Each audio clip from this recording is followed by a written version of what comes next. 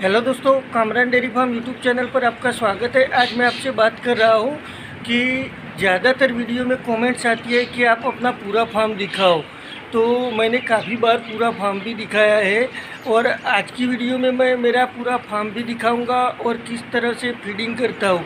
और दूसरा, अभी हरे में क्या है और सूखे में क्या है, कितने पशु है, कितने दूध देते हैं और कौन से सीमेन से कंसीव है, और बछड़ियों में भी कौन से सीमेन की बछड़ियाँ है और हीफर है, और हीफर भी कौन से सीमेन से कंसीव है। तो आज की वीडियो को एंड तक देखना, और अगर वीडियो पसंद आए तो वीडियो को लाइक और चैनल को सब्सक्राइब करना मत भूलना। अभी जस्ट हमने फीडिंग की है और फीडिंग में भी क्या दिया है, जो फीड मैंने चेंज किया है तो उसमें क्या चेंज किया है वो भी मैं इस वीडियो में दिखाऊंगा। और एक ख़ास बात कि लगभग ये गाय मेरे पास 4-4.5 साल से है और हर बार 35 से 38 लीटर दूध करती है। इस बार भी अभी 34-35 यानी कि 34 से 35 लीटर दूध करती है। और एआई भी मैंने करवा दिया है। मैंने योडर का हेल सीमेंट से, WWS के योडर के हेल सीमेंट से मैंने एआई करवा दिया और लगभग आज 27 से 28 दिन हो गए हैं। और मैं हर वीडियो में कहता हूँ कि अगर आपका फार्म सक्सेस करना है तो 30+ वाली ही गाय चाहिए।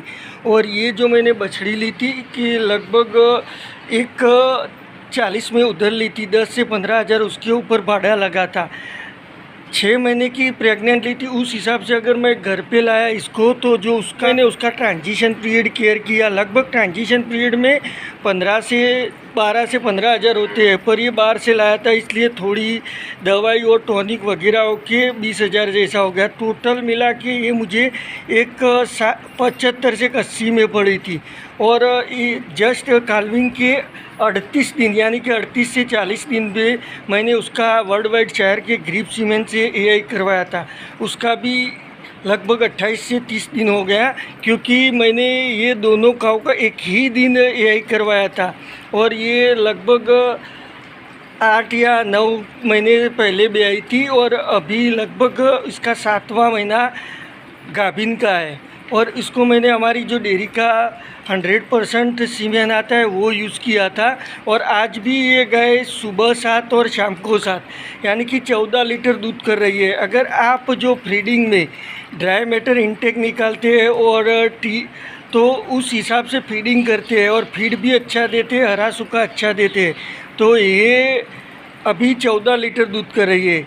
अगर ये दोनों गाय, ये गाय लास्ट तक 20 से 22 लीटर दूध पे ड्राई करनी पड़ती है। और ये भी मैं पंजाब से लाया था, पंजाब से लाके काफ़ी बीमार हो गई थी और उसके रिकवरी के बाद उसका भी मैंने यही करवा दिया था। लगभग उसका 40 से 50 दिन के अंदर वर्ल्ड वाइड शहर के ग्रिप के सीमेंट से वो तो परफॉर्म चेक करवा के कंसीव है। और ये मेरी फर्स्ट ABS की ब्रूट सीमेंट की, तो फर्स्ट टाइम में उसने 30 से 32 लीटर यानी कि 30 से 32 लीटर दूध दिया था।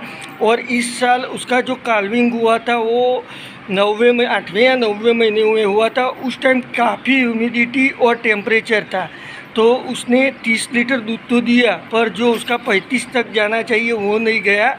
और उसके बाद वो भी 2 या 3 महीने के बाद यही किया, तो ये भी कंसीव है, लगभग 3.5 महीने से ऊपर है। ये मेरी ABS की बीस्ट सीमेंट की, तो इसको थोड़ा FMD का असर हो गया था। तो जब ब्याई तो उसका 200 ग्राम दूध था, बाद में उसने 200 से 12 लीटर गई।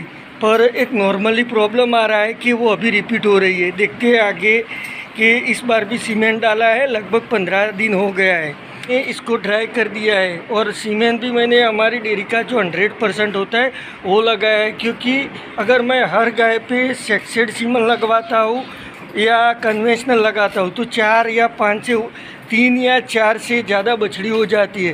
तो जो हम डेयरी फार्म से कमाते हैं वो बछड़ी फार्म में चला जाता है। यानी कि अगर फैमिली का हर मेंबर इस बिजनेस में है तो जो घर चलाना और जो दूसरा कुछ भी खरीदना उस टाइम काफ़ी तकलीफ़ हो जाती है। तो इसलिए बछड़ी भी अगर 10 गाय करते हो तो 2 से 3 तैयार करनी चाहिए। और अगर आपके पास इनकम है तो आप ज़्यादा भी कर सकते हैं, वो आपके ऊपर डिपेंडेंट है। पर अगर आप नए और मालूम नहीं है कि बछड़ी कितनी पालनी चाहिए, तो 10 गाय पे 2 से 3 से ज़्यादा बछड़ी नहीं पालनी चाहिए, क्योंकि बछड़ी 6-7 महीने से ऊपर हो जाती है तो उसका और गाय का जो टोटल ड्राई मैटर होता है उसमें कुछ ज़्यादा फर्क नहीं पड़ता है। ये जो मैं लाया था गाय, उसकी ऊपर टोबास्को का सीमेंट लगाया था, तो लगभग ये 7 से 8 जनरेशन की है या उससे भी ऊपर की है। और एक ख़ास बात इसमें मैंने नोटिस की कि अभी इतनी गर्मी पड़ रही है फिर भी ये जो पेंटिंग करना हाँफना है वो बिल्कुल नहीं है। तो इस हिसाब से बछड़ी हमारे एनवायरनमेंट में तैयार होती है, तो जो बाहर से गाय लाते हैं उसकी तुलना में कम हाँफती है, यानी कि पेंटिंग करती है और सेट भी हो जाती है। ये WWS की ऑल स्टार सीमेंट की 2nd जनरेशन काप है। ये भी WWS की ऑल स्टार सीमेंट की 2nd जनरेशन काप है। तो टोटल मिला के दोनों काप काफ़ी अच्छी तैयार हुई है। और घर पे तैयार होने का ये बेनिफिट है कि जो गर्मियों में पेंटिंग करना यानी कि हाँफना बिल्कुल नहीं है। तो उस हिसाब से हमारे यहाँ तैयार हुई गाय में ये सबसे ज़्यादा बेनिफिट है कि उस पर कोई बीमारी नहीं होती काल्विंग के समय। और हमारे जो एनवायरनमेंट में बड़ी हुई होती है उसका भी हमें बेनिफिट मिलता है। ये दोनों वर्ल्ड वाइड शहर की मैक्सप्लाई सीमेंट की, और दोनों पे WWS यानी कि वर्ल्ड वाइड शहर के डोनाल्टो का सेक्सेड सीमेंट लगा है। ये 2nd जनरेशन की है, ये 1st जनरेशन की है।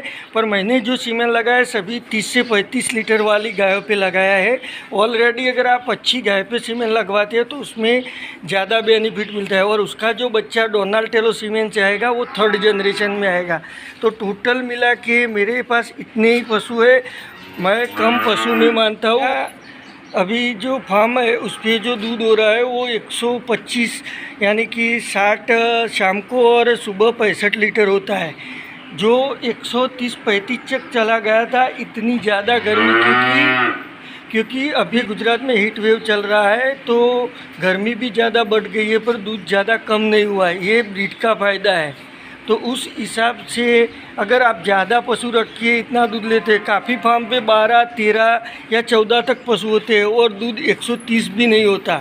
इसलिए मैं आपसे भी बोलता हूँ कि अगर पशु रखना है तो कम रखो और ज़्यादा दूध लो, क्योंकि 20 से 25 पशुओं पे आप 130 लीटर दूध लोगे तो उसके ऊपर जो खर्चा आएगा तो फार्म 100% लॉस में जाएगा।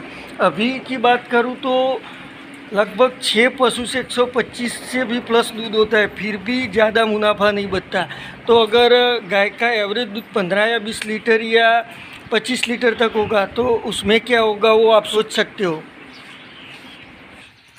हीट वेव ज़्यादा होने की वजह से जो दोपहर में 2 बजे से जो 4 बजे का टाइम होता है उसमें पशु स्ट्रेस में चला जाता है और उस टाइम पेंटिंग करने लगता है। और अगर ज़्यादा पेंटिंग की तो फीड कम करता है, जुगाली कम करता है, तो उसका असर फैट पे और दूध पे हो जाता है। और सबसे ख़ास बात कि जो हमारा फार्म पे बोरवेल था उसमें पानी लगभग 3 गुना कम हो गया है, यानी कि ना के बराबर हो गया है। तो जो 6ठे महीने की एंड तक जो हमारा रिचका चलने वाला था वो अभी 1 महीने से उसमें पानी नहीं आ रहा है, तो वो भी कैसा हो गया है वो आप देख सकते हो। तो उससे पहले जो मक्खन घास 4थे महीने की एंड तक रहता है तो वो मैं उसको पहले बिना पानी के रखा और उसके बाद मैंने अल्फ़ा में भी पानी देना छोड़ दिया। तो अभी जो थोड़ा बहुत पानी आता है उससे मैं ये जो सुपर नेपियर है उसको पानी दे रहा हूँ। अगर आप सोचेंगे कि आप अच्छा प्रोटीन वाला चारा सूखा के जो नेपियर है उसको पानी पिला रहे हैं, फीड भी हमने चेंज कर दिया है। और उसका मेन कारण कि जो बैग 1700 से भी प्लस हो गई थी और जो दूसरा मैं 2 मिक्स करता था तो एक का 2000 प्लस और एक का 1700 प्लस, तो टोटल मिक्स करते थे तो 1850 में बैग पड़ती थी। और अगर उसके ऊपर अलग से प्रीमिक्स हम ऐड करते थे तो 2000 के करीब हो जाता था। और अभी सब चीज़ों के रेट बढ़ने के कारण अगर इतना महंगा फीड तूड़ी और ज्वार की करब सब खिलाते हैं और अगर इतना रेट में खिलाते हैं तो मुनाफा बचता ही नहीं। तो उस हिसाब से मैंने फीड चेंज किया। फीड मुझे 33 रुपये kg पड़ा, यानी कि 1650 रुपये में एक बैग। 6 से 7 दिन फीड चेंज करने में लग जाता है, क्योंकि अगर हम एकदम से कर देते हैं तो जो पशुओं के रुमेन के माइक्रोफ्लोरा होते हैं वो डिस्टर्ब हो जाते हैं और पशु में इंडाइजेशन हो जाता है।